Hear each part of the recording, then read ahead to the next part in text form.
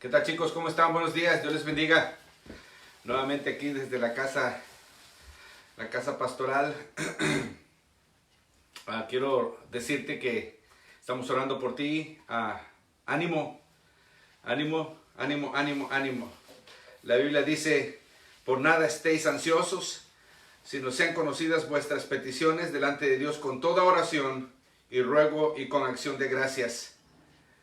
1 Pedro 5:7 dice, echando toda vuestra ansiedad sobre Él, porque Él tiene cuidado de vosotros. Salmo 34:4 dice, busqué al Señor y me libró de todos mis temores. Siempre me gusta empezar con estos versos porque quiero recordarte la misericordia de Dios. Quiero recordarte el amor de Dios. Quiero recordarte que Dios es bueno. También quiero recordarte que hay ciertas cosas que nosotros no debemos de llevar, no fuimos hechos para llevar. Por ejemplo, la ansiedad. Proverbios capítulo 12, versículo 25 dice, la ansiedad en el corazón del hombre lo deprime, mas la buena palabra lo alegra. Por eso te traigo hoy, esta mañana, esta palabra para que te alegres, para que tomes ánimo, para que tomes fuerzas, para que digas, wow, esto se va a acabar. Esto, en comparación con la eternidad, es nada. Dile a tu vecino, esto es nada en comparación con la eternidad. Entonces, Proverbios 12:25 dice, la ansiedad en el corazón del hombre lo deprime, mas la buena palabra lo alegra. Amén. Qué bueno que estás sintonizando en esta mañana. Quiero leerte algo acerca de lo que Dios está haciendo. Dios está haciendo algo grande. Muchas iglesias que se consideraban iglesias viejitas, iglesias muy conservadoras, donde jamás se iba a hacer nada, ya la mayoría de ellas abrazaron las redes sociales. Eso es bueno. Algunos cometemos errores de profesionales, los teléfonos al revés, a veces parecemos al hombre araña, pegados a la pared, pero todos estamos aprendiendo de esto, amén. Quédate en casa, no salgas. Si no tienes nada de emergencia que hacer, quédate en casa. Si tú vas a tu trabajo, si tienes que trabajar, wow, qué valiente eres. Queremos recordarte que estamos orando por ti. Mi esposa y yo estamos orando por ti. Cada noche oramos, en la noche, nosotros estamos como tú, estamos preocupados por todo lo que está haciendo, pero confiando en Dios, sabiendo que Él tiene cuidado de nosotros. Amén. Entonces quiero recordarte, este domingo vamos a tener la Santa Cena a las 12 del día. Compra jugo de uva y compra también pan sin levadura. Jugo de uva, pan sin levadura. Y lo vamos a hacer. Vamos a agradar a Dios. No vamos a dejar que nada ni nadie nos evite hacer lo que hemos hecho por tantos años, y es ponernos en cuentas con Dios. También quiero recordarte, el pastor Abel Ledesma va a estar con nosotros el día 19 de abril. Él va a estar con nosotros y él va a traer esta palabra también a tu vida. Así que el 19 de abril, domingo 19 de abril, el pastor Abel Ledesma va a estar con nosotros. Dile a tu vecino, hay que esperarlo ansiosamente. Esto sí, hay que esperarlo ansiosamente. Amén.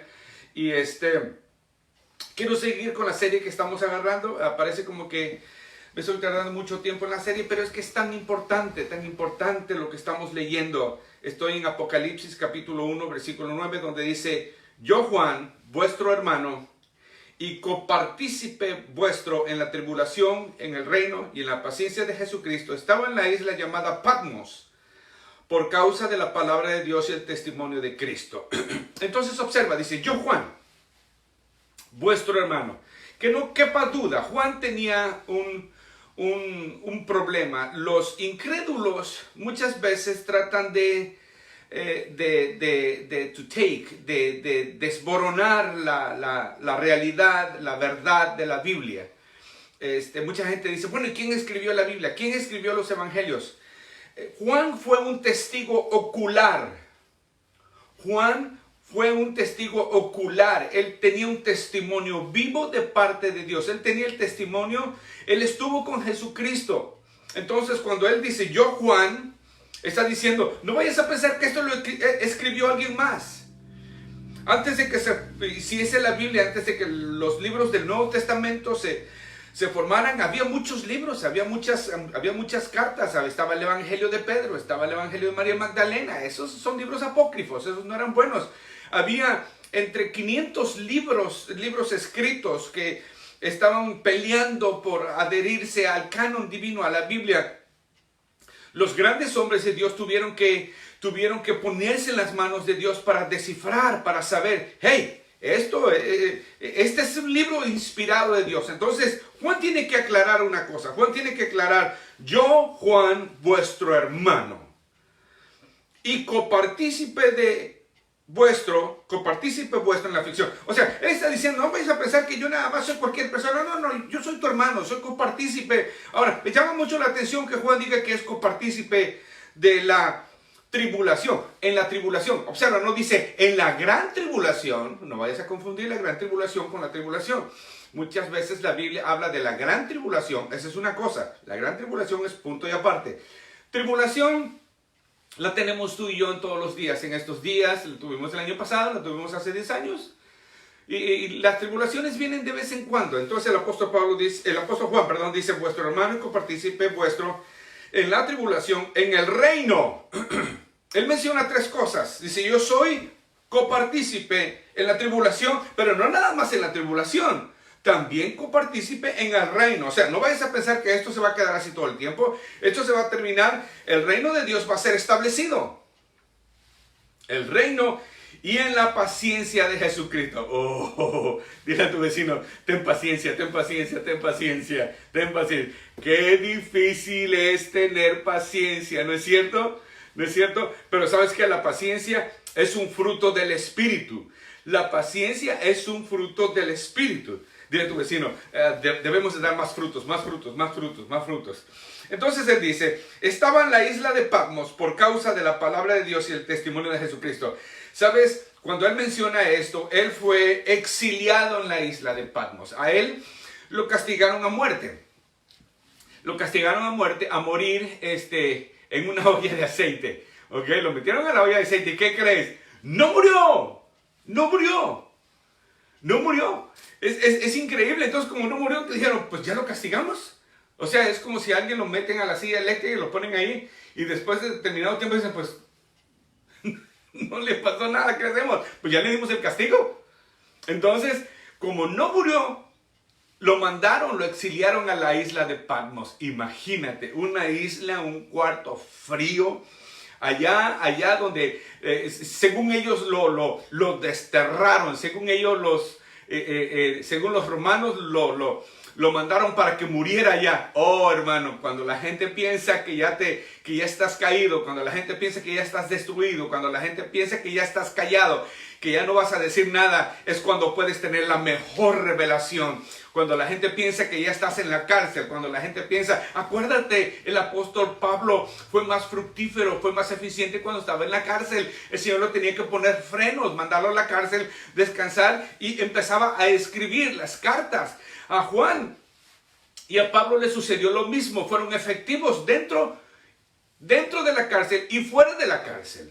Entonces, cuando dice en la isla de Patmos, era una isla de exilio, era una cárcel, era como Alcatraz, era como, no sé, hay cárceles aquí donde son islas y la gente lo hace de esa manera para que si te escapas, pues te coman los tiburones cuando te salgas, ¿no? Qué tremendo. Ahora él dice que estaba sufriendo. Quiero hablarte del sufrimiento de los cristianos. No vayas a pensar que este sufrimiento que aparentemente tenemos es solo temporal y que solo alguna gente los tiene. Es el sufrimiento cristiano, el sufrimiento del evangelio, el sufrimiento por predicar la palabra de Dios, hermanos, es algo que todos los cristianos, todos los profetas antes de Cristo, todos los que sirvieron a Dios tuvieron este problema, hermanos. Quiero irme al Salón de la Fama de la Biblia. El Salón de la Fama de la Biblia es Hebreos capítulo 11. El Salón de la Fama de la Biblia es el capítulo 11. Observa cómo dice, ¿y qué más digo? 11:32. ¿Y qué más digo? Porque el tiempo me faltaría contando de Gedeón, de Barak, de Sansón, de Jefté, de David, así como de Samuel y de los profetas que por fe conquistaron reinos, hicieron justicia, alcanzaron promesas, taparon bocas de leones. Observa, se está hablando de Daniel. Observa, el sufrimiento, hermanos, no es nada más para algunas personas. El sufrimiento del cristiano es parte del precio que tenemos que pagar por seguir a Cristo. No por la salvación. La salvación es gratis, fue comprada con la sangre de Cristo. Pero el sufrimiento a veces es parte del precio que tenemos que pagar por seguir a Cristo. El versículo 34 dice, apagaron fuegos impetuosos, evitaron filo de espada, sacaron fuerzas de debilidad, se hicieron fuertes en batallas, pusieron en fuga ejércitos extranjeros. Lo que está sucediendo, hermanos, en aquel entonces, estas gentes poderosos en Cristo se fortalecían en la debilidad. No vayas a pensar que Gedeón, me encanta la historia de Gedeón. Gedeón es un hombre tímido, es un hombre que está allí. Cuando Dios lo encuentra, cuando el ángel lo encuentra, el hombre está recogiendo sus cosechas para irse a esconder con su familia y comer sus cosechas con su familia. ¿Sabes lo que sucede? Viene un ángel y le dice, hey, ¿cómo estás, varón esforzado y valiente? Valiente, le dice Gedeón, ¿qué te pasa? Yo estoy aquí haciendo todo eso para irme, yo no soy valiente. Y dile, no, le dice la gente, tú eres valiente. Dile a tu vecino, tú eres valiente, eres valiente, dile, eres valiente, eres fuerte en Cristo. Y fíjate, observa, Dios le dice, ve, rescata al pueblo de Israel de los madianitas. Los madianitas era un pueblo, hermanos, que tenía subyugado. Cuando el pueblo de Israel sembraba, los madianitas, hermanos, eran gente de la tierra de Madián, obviamente, esperaban que cuando ya estaba la cosecha casi lista para recoger, llegaban ellos y recogían la cosecha. Imagínate, no sembraban. Imagínate que alguien te esté esperando el viernes en la tarde, el sábado en la mañana, cuando te van a dar tu cheque, te dan tu cheque y sales y ahí te están diciendo, dame el chequecito. No, ¿qué onda? ¡Qué malo! Entonces Gedeón estaba cansado de esto. Gedeón estaba cansado, pero no decía nada porque era solo un hombre. El ángel de Jehová le dice, ¿sabes qué? Tú tienes fuerza, tú puedes hacerlo. Tú puedes hacerlo. Tú puedes vencer. Tú puedes levantar un ejército. Y Gedeón le dice, no. Y pone en duda y le dice, mira, quiero que hagas esto. Le empieza a pedir pruebas. Empieza a pedir pruebas de lo que Dios le está diciendo es verdad. El hombre entonces hace un llamado al ejército, a los ejércitos de las tribus de Israel. Hermanos, se juntan 30,000 soldados. Al llamado de Gedeón, el tímido, el pusilánime, se juntan 30,000 soldados. Dios le dice, no te pasaste, Gedeón, son muchos. Dile a tu vecino, te pasas. Con la bendición de Dios, hermanos, tenemos para nosotros y para regalar. Dios le dice, son muchos, mejor llévalos. Y empiezan a hacer pruebas. Mira, le dice a Dios, llévatelos al río. El que se arrodille, ese regrésalo. Es más, pregúntale si alguien tiene miedo. Si alguien tiene miedo, que se vaya a su casa. Y les pregunte, la mitad se va. En la mitad de 30,000 personas, hermanos, se quedaron 300. Ahora sí, Dios le dice, ahora sí podemos ir. Que Dios le dice, no, ¿qué onda? Son 300. Pero con la bendición de Dios, hermanos, un poquito Dios te lo multiplica. Al final de cuentas, la batalla es de Dios. Al final de cuentas no es con espada, no es con ejército, no es con medicina. Al final es con el Espíritu de Dios. Al final de cuentas es Dios quien tiene cuidado de nosotros. Si tú observas a los judíos, a los hebreos saliendo de la tierra de Egipto, ellos no tuvieron que luchar, ellos no tuvieron que pelear. La Biblia dice, Jehová peleará por vosotros y vosotros estaréis quietos, tranquilos. Bendito sea Dios, bendito sea Dios, bendito sea Dios. Versículo 35 dice, las mujeres recibieron sus muertos mediante resurrección, mas otros fueron atormentados no aceptando el rescate, a fin de obtener mejor resurrección. Otros experimentaron vituperios y azotes, y además de esto, prisiones y cárceles. Fueron apedreados, aserrados, puestos a prueba. Apedreados y aserrados, cortados por mitad. Muertos a filo de espada, anduvieron de acá para allá, cubiertos de pieles de ovejas y de cabras, pobres, angustiados, maltratados. Estoy leyendo el capítulo 11 de Hebreos. Ese es el salón de la fama de Dios. Este capítulo es el Salón de la Fama. Ya ves cómo hay Salón de la Fama para los basquetbolistas, para los que juegan fútbol americano. Este es el Salón de la Fama de Dios. Dios tiene un Salón de la Fama. Oh, ahí están todos. Pregúntale a tu vecino, ¿estará tu nombre ahí? ¿Estará tu nombre allí? ¿Estará tu nombre allí? De los cuales, este verso me encanta, versículo 38, capítulo 11, versículo 38. De los cuales el mundo no era digno. De los cuales el mundo no era digno. Mucha gente dice, ay, ¿para qué haces eso? La gente ni le importa lo que haces. A la gente ni le importa que te levantes temprano. La gente ni ve tus devocionales. La gente ni hace esto. La gente ni aprecia lo que estás haciendo. El diablo viene y te cuenta cosas y te quiere hacer. La Biblia dice, el mundo no era digno, cerrado, errando por los desiertos, por los montes, por las cuevas y por las cavernas de la tierra, escondiéndose. Y todos estos, aunque alcanzaron buen testimonio mediante la fe, no recibieron lo prometido. Hermanos, aunque aquí en la tierra no recibas lo prometido, ten confianza. Ten confianza. Dios te va a dar lo que Él prometió. Porque Dios no es un hombre para que mienta, dice la Biblia. No recibiendo lo prometido, proveyendo Dios alguna cosa mejor para nosotros, para que no fuesen ellos perfeccionados aparte de nosotros. Qué poderosa escritura. Me encanta hablar de los hombres que sirvieron a Dios. Regresamos a Apocalipsis donde dice yo estaba en la isla de Patmos. El apóstol Juan, sabía que él no era el primero, sabía que no era el único que estaba sufriendo por la causa, por la palabra de Dios. Hermanos, vienen tiempos bonitos de refrigerio, pero si no vinieran, escúchame, vienen tiempos bonitos de refrigerio, de descanso, de paz, de dormir bien, pero si no vinieran, nuestra redención está cerca. Me encanta la historia de los jóvenes hebreos, Sadrach, Mesach y Abednego, cuando fueron confrontados por aquel hombre, le dijeron, arrodíllate, arrodíllate, arrodíllate. Ellos dijeron, mira, rey, nosotros no tenemos que pelear, que luchar, que arguir en este asunto. Nosotros tenemos un Dios que nos puede librar. Pero no nada más se quedaron allí. Nosotros tenemos un Dios que nos puede salvar de este rollo. Pero si Dios no nos salva, si Dios decide hacernos atravesar por este problema, si no decir, nosotros no vamos a adorar tu imagen. ¡Wow! ¡Qué valor! ¡Qué valor! Juan no era el único y él sabía. Él sabía que no era el único. Él sabía de todos los profetas que habían sido crucificados, muertos. No crucificados, sino muertos. Pedro, el apóstol Pedro, ya para entonces, ya muerto, él sí fue crucificado, pero él dijo, no quiero ser crucificado como mi maestro Jesús, así, parado, póngame boca abajo. Yo no soy digno de ser crucificado como mi maestro. Dice, el versículo 10 nos da la clave, dice, yo estaba en el Espíritu en el día del Señor. ¿Cómo se presentó? ¿Cómo Juan tuvo esta visión? No la tuvo física, corporalmente. Juan tuvo esta revelación en el Espíritu. Dios lo tomó en el Espíritu y se lo llevó al día del Señor. ¿Por qué de esta manera?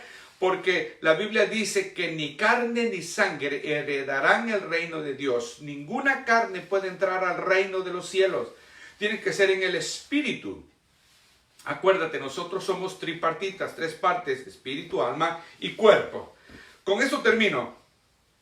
Él decía el versículo 11, dice, y yo estaba en el Espíritu en el día del Señor y oí detrás de mí una gran voz como de trompeta, que decía, yo soy el alfa y la omega, el primero y el último. Escribe en un libro lo que ves y envíalo a las 7 iglesias que están en Asia, a Efeso, Esmirna, Pérgamo, Tiatira, Sardis, Filadelfia y la Odisea. Qué bonita palabra. Qué bonita palabra. Escríbelo y mándalo a las iglesias. Que esta experiencia que estás teniendo, no se quede nada más así, que no se pierda.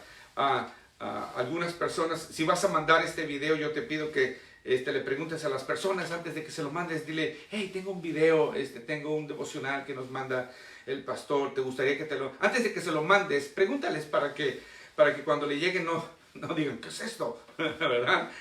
Con eso termino. Dios te bendiga, te guarde. Quiero orar por ti, Padre. Te doy gracias por la oportunidad que me das de llegar a la casa de mis hermanos y de mis hermanas, Señor. Yo te ruego que tú los bendigas y los sanes. Yo te ruego que los cuides. Yo te ruego, Señor, que ellos sean bendecidos, que ellos sean prósperos. Señor, que tengan más que suficiente, que ellos puedan compartir con otros lo mucho que tú nos has dado.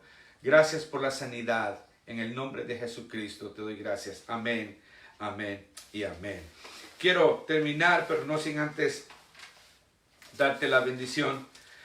La bendición